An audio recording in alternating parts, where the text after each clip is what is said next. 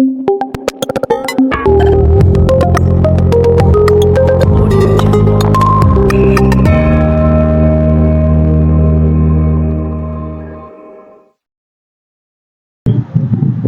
viewers to my TV channel.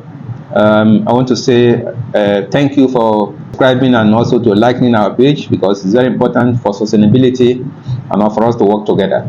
And like I said earlier, our presentation is on series, and today we are going to look at steps in entry into export business. What are the steps that you need to go to be able to enter the export business? People complain about, oh, there are lots of multiple of steps. Oh, it takes so much time. Oh, this is expensive. No, the issue is that because you don't know the steps. If you know the steps, some of these steps you don't even need to go far. At the convenience of your office or your home, you can do registration. For registration, we're going to talk about now. We're going to give you the website.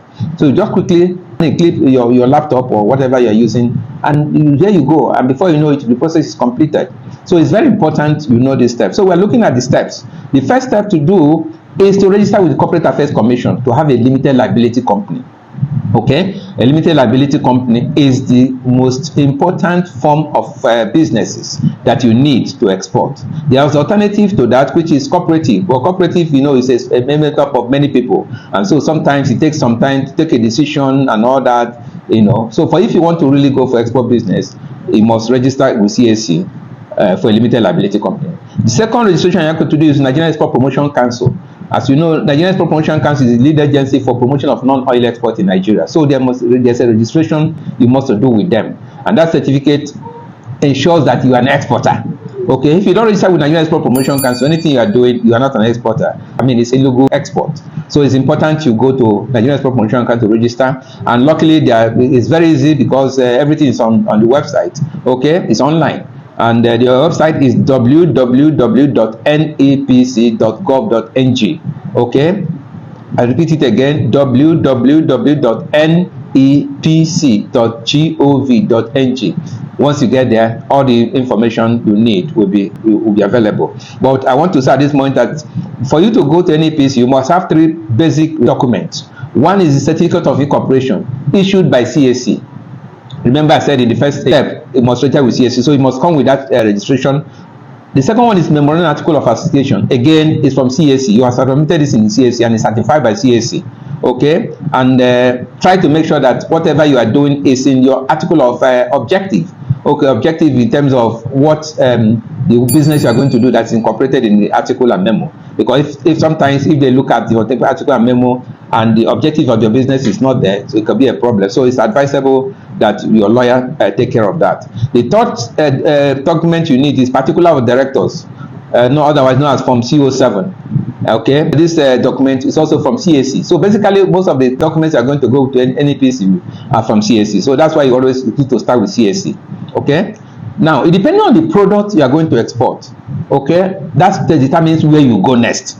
But basically, the two I've mentioned are the basic, they're fundamentals. No matter the export you are going to do, you must have that. Then, if you are going to export others, now that's why you need the Nigerian Customs Service.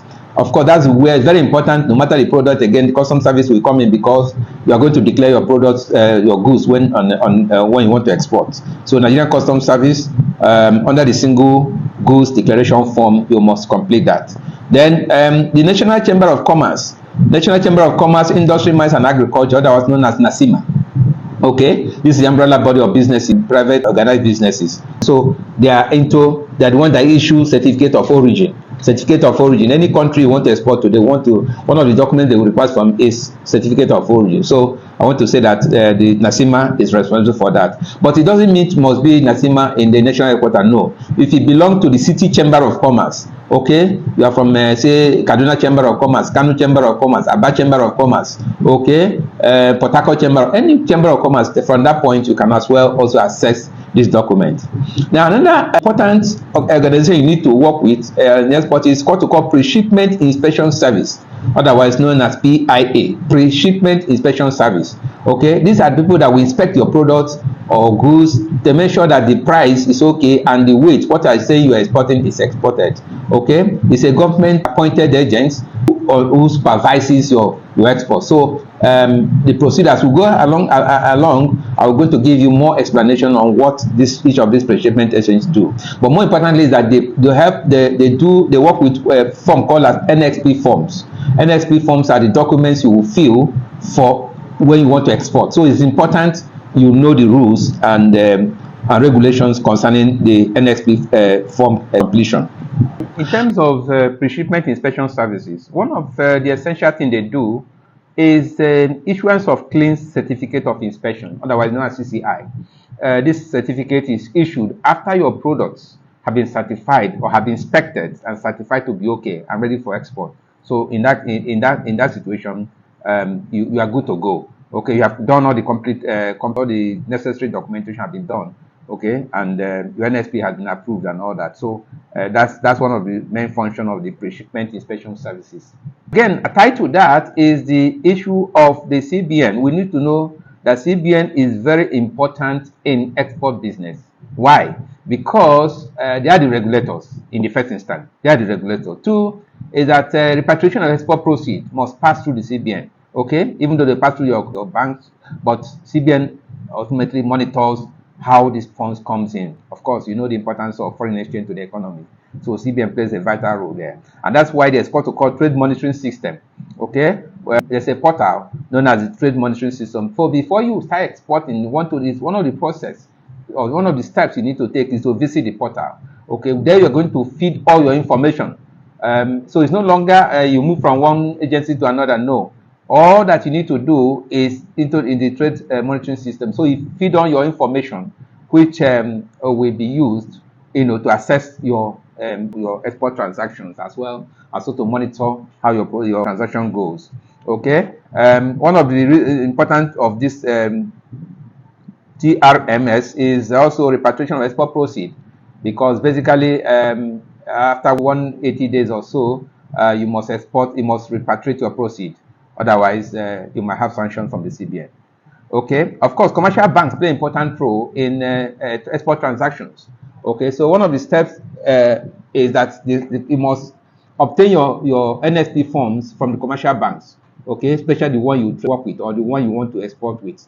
Okay, so you must get your NXP. So commercial banks help you to complete the NXP. They guide you on the completion of the forms. Of course, also they will stand in terms of when the produce comes back. Okay, and also they work with the PIA. We also need to contact them in terms of to monitor your proceed as well as how the transaction goes.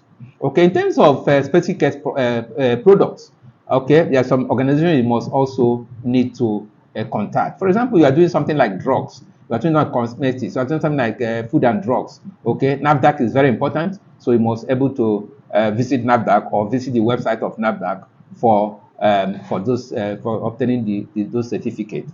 Again, if it's manufactured products, okay, whatever you're manufacturing or processing or whatever, the Standard Organization of Nigeria, otherwise known as SON, must issue you certificates for export.